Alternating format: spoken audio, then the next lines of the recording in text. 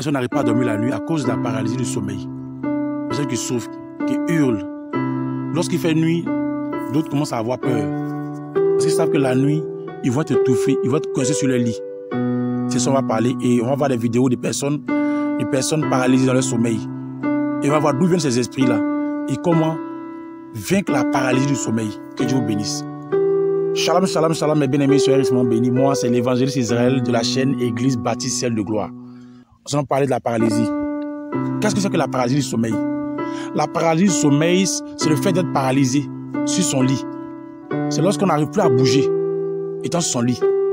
Tu es couché et sur le point de dormir et tu vois que tu n'arrives plus à bouger. Ou soit, tu as dormi, tu es sur le point de te réveiller, te lever, tu t'es réveillé, tu es sur le point de te lever, tu constates que tu n'arrives plus à bouger. Tes yeux sont ouverts, mais tu n'arrives plus à bouger. Tu n'arrives plus à bouger, tu es comme cloué, coincé au lit, bloqué au lit, tu n'arrives plus à bouger. À ce moment-là, on parle de paralysie du sommeil. Et plein de personnes aujourd'hui souffrent de la paralysie du sommeil. Peut-être que toi, tu m'écoutes, c'est ton cas, tu souffres de la paralysie du sommeil. Tu ne sais pas comment faire. Quand tu dors la nuit, tu es coincé, tu es bloqué. Il y a des fois même tu n'arrives pas à respirer. Tu n'arrives pas à respirer, tu sens une force, un fardeau pesant sur toi. Tu sens un poids énorme sur toi. C'est comme si on avait pris un sac de 100 kilos et qu'on l'avait déposé sur toi. Tu es extrêmement épuisé, tu es extrêmement fatigué, tu n'arrives plus à bouger. Même pour parler, tu n'arrives pas à parler. Tu n'as qu'à gémir. Ça fait des gémissements, avec des gémissements. Pour bouger même le doigt, c'est un problème. Pour parler, c'est un problème. Pour bouger la tête, c'est un problème, les pieds. Et ça va être difficulté que tu arrives à bouger. Ça va être à maintes reprises, avec tant d'efforts, tu arrives à bouger. Tu arrives à faire un geste.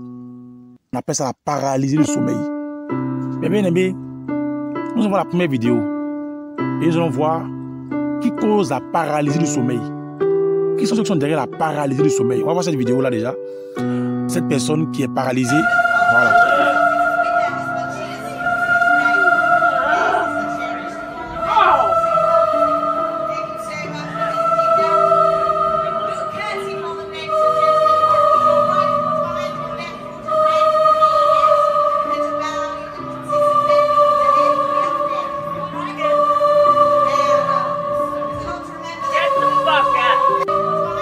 La paralysie du sommeil est causée par des démons, par des esprits humains. On a d'abord l'esprit de la sirène.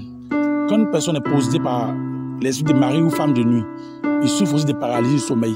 Parce que lorsque l'esprit de femme de nuit veut avoir des relations intimes avec toi, qui en est son mari dans la dimension spirituelle, lorsqu'elle arrive et qu'elle va avoir des relations intimes, elle te paralyse, elle te bloque.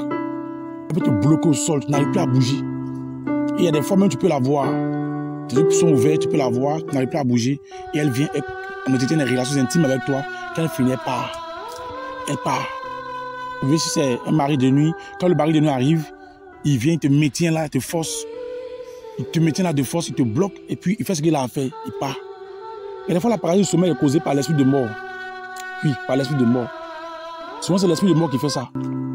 Vous savez, Dieu fait grâce. Lorsqu'on vit, c'est une grâce de Dieu.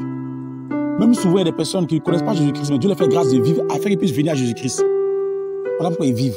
Parce que l'esprit de mort, quand il rentre, son but, c'est de tuer. Il vient pour tuer. Donc, il bloque la personne, il étouffe la personne, il coince la personne sur le lit, il bloque la personne, il étouffe la personne. Et voilà pourquoi vous avez remarqué, il y a des personnes, quand elles sont couchées et qu'elles sont sous l'effet de la paralysie du sommeil, elles voient qu'elles n'arrivent plus à respirer. Leur respiration est partie. La respiration ne vient plus. Elle n'arrive plus à respirer. Elle n'arrive plus à respirer. Le souffle part. Et ça appelle beaucoup de lutte. Elle se lève. Il y a des fois d'autres même, c'est quand on dit Jésus, Jésus, Jésus. Et puis un coup l'esprit les lâche. Non, souvent c'est causé par l'esprit de mort. Il veut vous tuer. Même quand le gars, même si la personne n'est pas chrétienne, mais Dieu fait grâce souvent. Il fait grâce. Dieu ne chasse pas définitivement l'esprit, mais il te fait grâce de vivre. Il ne laisse pas l'esprit de tuer. Parce que tu l'acceptes. Et on a aussi l'esprit humain, l'esprit de la sorcellerie. Lorsqu'un sorcier sort de son corps, il va de maison en maison, ou il va opérer, il fait ça aussi. Il étouffe. Il y a des sorciers qui étouffent. Il y a des personnes étouffées par des sorciers la nuit. La nuit, il dort, puis le sorcier vient le touffer. l'étrangler, le touffer. Il n'arrive plus à respirer, il sent les muscles sur son cou. Il sent les personnes qui ont attrapé ses bras, ses pieds. Il se sent, il ne bouge plus. Il ne bouge plus. Il ressent des griffes au niveau du cou. Il sent qu'on le coince, Souvent, c'est la sorcellerie. La sorcellerie.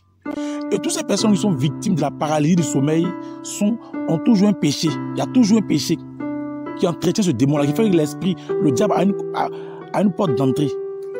Qu'est-ce qui fait que l'esprit rentre? C'est le péché. Examine ta vie, regarde ta vie. C'est le péché. C'est le péché qui fait que l'esprit rentre. C'est le péché. Quand il y a le péché dans la vie de quelqu'un, il rentre. Je me souviens autrefois, dans ma vie, quand j'étais encore un chrétien, un pied dedans, un pied dehors, je souffrais de la paralysie du sommeil. J'étais épuisé par cet esprit-là, qui venait chaque soir me fatiguer. Quelquefois, il venait la journée quand il dormait. Il me fatiguait. Cet esprit de paralysie du sommeil me fatiguait. Je souffrais extrêmement de la paralysie du sommeil. Il suffit de dormir 2 minutes net, c'est fini, je ne peux plus bouger. Quand je veux bouger, je suis coincé. Je suis obligé de gémir. Et je souffrais. Quand je suis coincé comme ça, quand l'esprit me touche, il y a des fois, j'ai gémi. Mes frères me touchent. Dès que mes frères me touchent net, l'esprit me laisse. Je me lève. On y a quoi? Il y a des fois qu'il s'achève sur moi. C'est mon père qui est pasteur, qui vient en renfort. Il prie pour moi. Quand il prie net, l'esprit me lâche. Et je souffrais de cet esprit-là. Je souffrais. Pour dormir, mais c'est un problème. Il y a un moment de ma vie, même quand je veux dormir, même, quand je veux dormir, même, il dit, hey, il pense à ça encore. Et des fois, l'esprit peut me fatiguer comme ça, plusieurs fois dans la nuit. Dès qu'il vient sur moi, je vais mourir. Lui, il faut dire Jésus, il me lâche, il tourne jusqu'à il revient encore, il était sur moi. Je souffrais. Il y avait la sirène qui faisait ça. Il y avait l'esprit de mort qui faisait ça. Il y avait l'esprit de la sorcellerie, des sorciers qui faisaient ça. Il y avait une porte d'entrée dans ma vie, c'était le péché. À ce moment-là, j'ai pratiqué la masturbation. Je me masturbais à ce moment-là. C'était une étape où je me masturbais. Je jouais avec mon sexe, je me masturbais beaucoup. C'est une étape où j'étais impudique. Heureusement, le thème, j'ai tapé, je n'étais pas à mettre mes mains sur les fesses des femmes, les seins. Je n'étais pas à caresser les femmes. C'était l'état de ma vie où j'étais perverse, un débauché.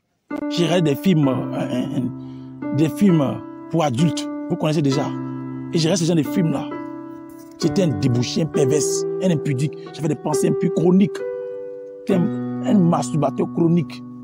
J'étais un masturbateur. J'étais débauché. Je me suis avoir des relations intimes avec des filles dans la forêt. Oh, vraiment, j'étais sale. Avec des grandes personnes, ou des femmes plus âgées. Où j'étais dans les pratiques perverses, horribles même, que vous pouvez imaginer. J'étais sorti des prostituées. Vraiment des choses sales. J'étais dans le péché. En tout cas, j'étais dans le péché. J'étais dans le péché. Dans le péché. Et ce qui a fait que le diable a une main mise sur moi. L'esprit là venait m'attaquer. C'est le péché. Qu'est-ce que tu fais? Il y a une porte que tu as ouverte. C'est ça qui fait que l'esprit te touche chaque nuit. Ce qui fait que l'esprit te fatigue, tu n'arrives pas à dormir. Il y a une porte qui a été ouverte. C'est la porte là qui fait que quand l'esprit rentre, il te malmène les nuits. Tu n'arrives pas à dormir, tu souffres. C'était mon cas, le péché. Je n'étais pas bon chrétien à ce moment-là. J'étais chrétien un peu de partir à l'église, mais quand il finit, je quitte le culte net, je commence à tripoter les femmes. Je quitte l'église net, je cherche les petites filles là. Je quitte l'église net, il y a porno. J'ai fini de prier, moi, j'étais dans pornographie. Quand j'ai fini de prier, on a fini de prier, moi, j'étais dans film porno. C'est porno qui était, moi, c'est porno qui était, pour moi, qui était de ma tête. Quand le péché dans ta vie, Satan a toujours accès, la même mise. C'est le péché. Moi, j'étais dans ces choses-là. Et le diable me fatiguait, il me malmenait. C'est ton cas. Il y a un péché qui fait que le diable te malmène les nuits, qui fait que les démons s'asseyent sur toi, qui fait que les soucis viennent te touffer, te bloquent, et tu parles de paralysie du sommeil. Mais il y a des portes, il y a quelque chose qui est dans ta vie. Il y a des choses il y a un péché caché. Dans Proverbe 28, verset 13, la Bible dit, celui qui avoue ses transgressions, les délaisse, obtient miséricorde. Mais il y a quelque chose dans ta vie. Tu viens à l'église, tu fumes. Tu viens à l'église, tu as copine, tu as copain. Tu viens à l'église, tu te masturbes. Tu viens à l'église, tu as la pornographie. Mais comment tu veux que les démons te laissent? Tu vis une vie de débauche, tu es dépravé. C'est à l'église de connaître les chrétiens, mais toi-même là, tu as fini ça. Quand tu quittes l'église net là, tu ne loupes pas les petites filles là. Quand tu quittes l'église net là, tu ne loupes pas les garçons. En tout cas, garçons, seulement, peu importe, garçon, c'est garçon. Tu ne joues pas garçon. Tu quittes l'église, tu es dans un hôtel. Quand tu finis le culte net là, garçon t'appelle. Le monsieur qui a 4 ans, il t'appelle. Et je suis arrivé, hein, je suis dans tel hôtel, il faut venir. D'accord, j'ai compris. Tu quittes l'église, tu vas là-bas. La nuit, tu ne dors pas bien, on te touffe. Et tu l'as dit, hey, Seigneur, il faut me délivrer. Comment tu vas te délivrer? Ésaïe 59, verset 1 à 2, la Bible dit, ce sont nos péchés là qui mettent une barrière entre lui et nous. Revois ta vie, examine ta vie. C'est que comme ça, me repentir, à confesser mes péchés. Je suis allé voir mon père spirituel. Je dis, voilà ma vie. Voilà, tout ce qui est fait. Ça n'a pas été facile parce qu'il y a beaucoup de choses que je lui ai relatées. Je ne peux pas relater ici, mais il y a beaucoup de choses. J'ai relaté un peu, mais il y a beaucoup de choses. J'ai pris mon temps à relater beaucoup de choses. Les filles que j'ai... En tout cas, tout ce que j'ai fait, en tout cas, même les gens, l'entreprise où j'étais là, les vols on a fait, les détournements j'ai fait, j'ai tout dit. On a volé l'argent, on a fait quoi? Je suis allé même demander pardon à mon ancien patron où je travaillais avant. Dans l'entreprise où j'étais, pour dire voilà ce qu'on a volé, on a détourné. J'ai expliqué, j'ai avoué mon péché, j'ai demandé pardon. J'ai demandé pardon aux personnes à qui j'ai fait du mal. J'ai demandé pardon ici, pardon là-bas. Pour fermer la porte, pour boucler cette porte-là. Confesse. Va avouer ton péché, va ton père spirituel, papa. Voilà ma vie, voilà ce que je fais. Toute la semaine me fatigue, mais moi, je ne veux pécher. Voilà ma vie de péché, voilà ma vie de péché. Voilà. Faut confesser. Et quand tu veux te confesser, répands-toi. Prends des choses, ne plus revenir dedans. Et force-toi. Dis à Dieu, si tu n'arrives pas, dis Seigneur, aide-moi, il va t'aider. C'est ainsi que Dieu pourra te libérer de cet esprit-là. C'est ainsi que la porte par laquelle cet esprit-là passe pour te fatiguer, va te fermer. Et quand ça va te fermer, tu vas te délivrer de la paralysie du sommeil. Tu vas te libérer de la paralysie du sommeil. C'est ainsi que tu vas te délivrer. C'est ainsi que tu auras la liberté. Dieu va te libérer de la paralysie du sommeil, mes bien-aimés. C'est ainsi que Dieu va te restaurer, il va te libérer. Dieu est tout puissant. C'est le péché. Revois ta vie. Quand tu regardes ces vidéos, quand tu regardes ces images, il y a des personnes qui souffrent. C'est pas facile. D'autres souffrent. Mais quand tu vas bien fouiller, il y a toujours le péché. Il y a toujours le péché. Même si c'est un enfant, même si l'enfant a 5 ans, il y a le péché. Soit le péché des parents qui affecte l'enfant, mais il y a toujours un péché. Soit l'enfant même à 5 ans, il y a quelque chose qu'il pratique. Il y a des choses qu'il fait dans le secret. Oui. Il y a des enfants de 5 ans aujourd'hui qui font des choses de grandes personnes. Il y a forcément une porte. Que Dieu bénisse abondamment. Que Dieu bénisse. Bien-aimé, va te repentir, va te confesser.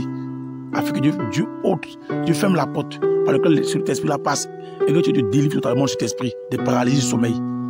Israël de la chaîne Église Baptiste Celle de Gloire, que Dieu vous bénisse abondamment. Nous sommes ouverts à tout le monde. Vous pouvez nous contacter, nous appeler si vous voulez compris pour vous aussi.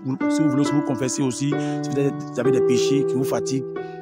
C'est le cas de la... Si vous êtes possédé aussi, si l'esprit de paralysie du sommeil, les démons vous oppressent les nuits, vous pouvez nous contacter. Le docteur Désert est là, son numéro est là, et moi je suis là aussi. Pour nous contacter, nous allons prier pour vous, vous encadrer, vous suivre, vous prier, vous donner des conseils, pour que Dieu vous libère, vous soyez totalement délivré de cet esprit-là. Que Dieu vous bénisse abondamment. Shalom, shalom, shalom, shalom. Mon amour est avec vous en Jésus-Christ.